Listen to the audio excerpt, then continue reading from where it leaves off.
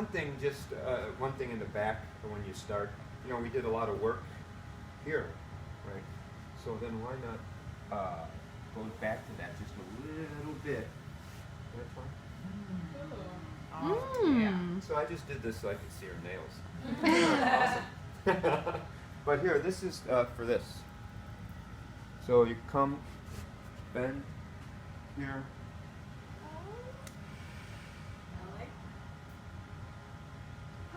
Back stretch, so nice. Cool. You feel? And it's so effortless for you. This is the thing, no sweating. So again, when you come, you want to bend your knees because you lift with your legs. Right at the bend of the elbows, just lift up. Nice opening for chest.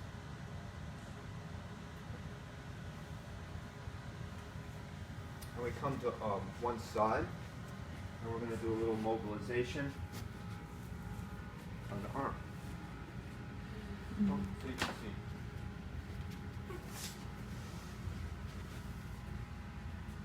So there's all sorts of different ways of mobilizing the shoulder. In prone work, you know, there's a couple of variations where you could come with the inside hand and cup the head of the humerus. You can do mobilization this way, right? Also, you can, this stretch here, you can do this. Whoa. This is called chicken wing. So Chicken wing. you lift up, press down. You feel, yeah, nice stretch. All right. Where is the stretch? Rhomboid stretch. So the mobilization this way. Now this way I like this one, where you just go like this, Mm-hmm. and you lift with your legs again. You get nice.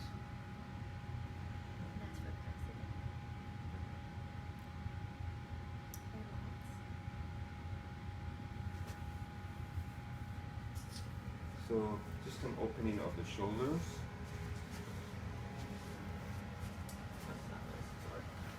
Keep it so up.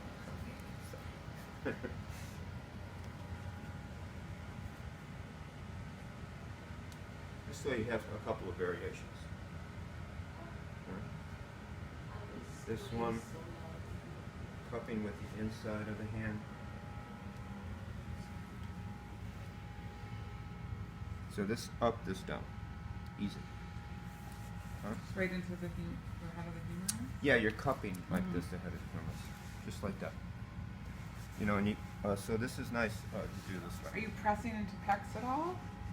No, I'm cupping the head of the humerus. Okay. Got it. And I'm lifting this whole structure up. Right. Excuse me, so you can depress. No. Excuse me a second. Okay, so I'll just show some things for this scapulas, and then we'll do some general back loosening. So also too, for working around the scapula, you know, you could go this way, use the inside here, and you're working right into the vertebral border of the scapula. It's coming around like this. Pressure's okay? Mm-hmm.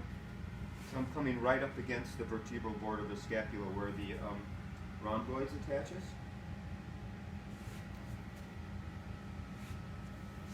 Good. Or else I like working this way. So here's the same area, but now I have the advantage of going in and coming in this way. Pressure's okay? So you sink in. All these different positions you have, I've never seen before. So That's where innovative. Tegan's class. Mm-hmm. That's very similar to He that. just says, I do what I can. As I do. Yeah. So this is a very nice way of working that border. The pressure's okay? Mm-hmm. Not too much? Not too little? A little more. A little more, no, it's okay. So, easy? Is that okay? Mm-hmm. It's real easy to excel. It's real easy to accelerate the pressure this way. Okay. Because you're sinking and then shifting your weight this way, which brings the elbow that way. So you go right up against the vertebral border of scapula. So easy. This is all warming up. Well, I decided to just show all these different things for the shoulder. and then we'll do a little thing for the back and then hips and hamstrings. Okay, because I'm taking into consideration time too. So this way we can just loosen, and then how you work it in, how you work it in is cool. But I want to make sure that you see the variation. So when coming in, it's this. Right? And the reason I do this is because it positions this a little different. Okay? And I can come in like this. So nice. And the landmark is that you're coming right up against the vertebral border of the scapula. Pressure's okay? Uh-huh. That's very nice engagement. Oh. I felt that little bind. Did you get that on video? I think you blew out your Pay speakers. attention a little bit, okay? I'm paying, sorry. Okay. It's okay. I understand, but just make sure. Okay? So then there's less questions then at the end. Okay, now so general loosening of back. Here's spine. So just like you come up on the table, this hand stays stationary, this hand here, down and away. Some nice pressure. Down and away. The lumbar pressure, you do it that way, then. Oh, yeah, I'm standing. Yeah, because you're going past the midline. You know, so you're using your body as momentum to come. And I'm not, it's more like you have grip here and then you just lean forward. That's what gets the pressure. Are And you you're, doing a stretch that way too? Mhm. Just that early? yeah, just down, I'm down and away from the spine. So you want to create space down and away.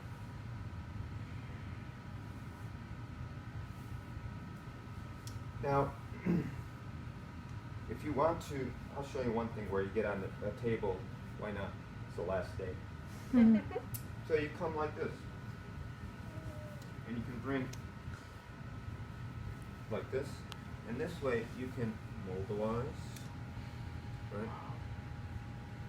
Just by keeping your arms straight and just letting your body weight go back. You can add digital compression. It's right up against the vertebral border as you're mobilizing.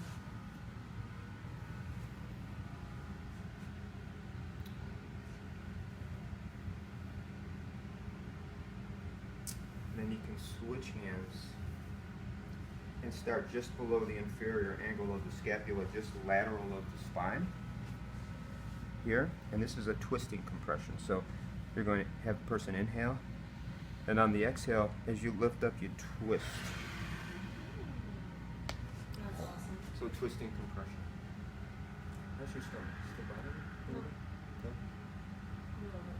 That's almost me. All the way down to the sacrum. Squeeze that lunch right out of you. Oh, you're really lifting up. Yeah. It's pretty good stuff. Okay, cool. That really gets things unlocked. It's like a rag doll now. See your arm? One more time. So, position one knee, one foot. The outside hand in the beginning cups the head of the humerus. So when you go to cup, your fingers are flat. So you're not going into the fibers, but fingers are flat.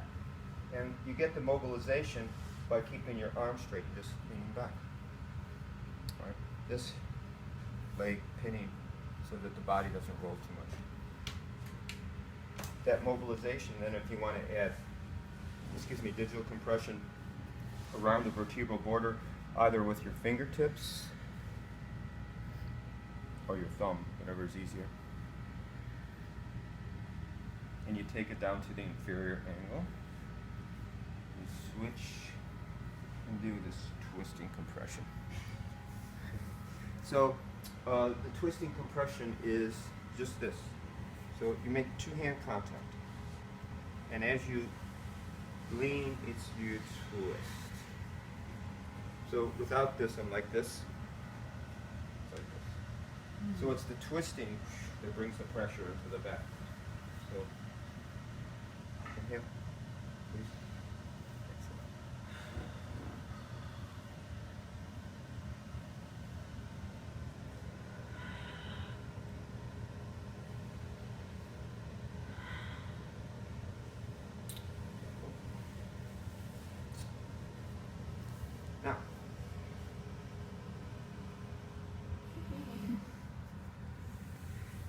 we're going to do just a little.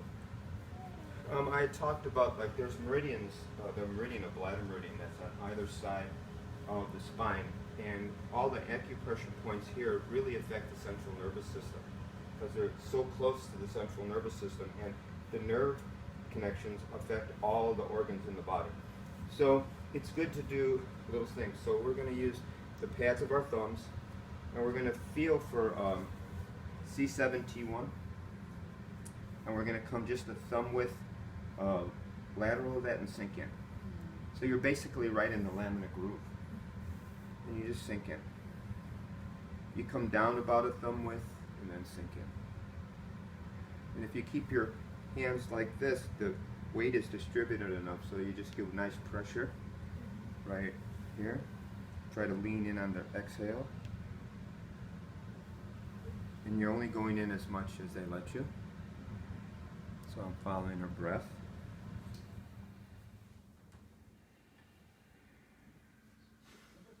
And I'm going to take that all the way down and include the sacrum.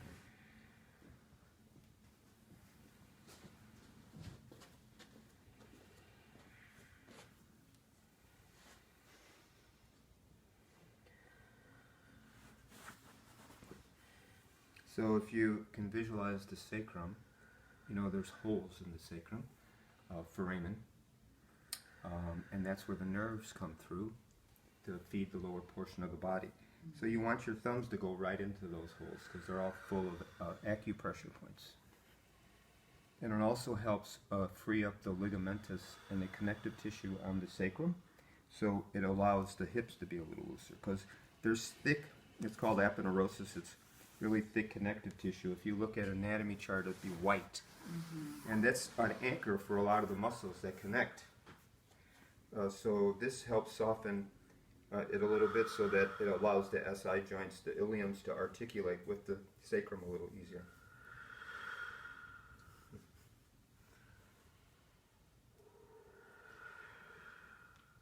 That's awesome. Okay. Okay?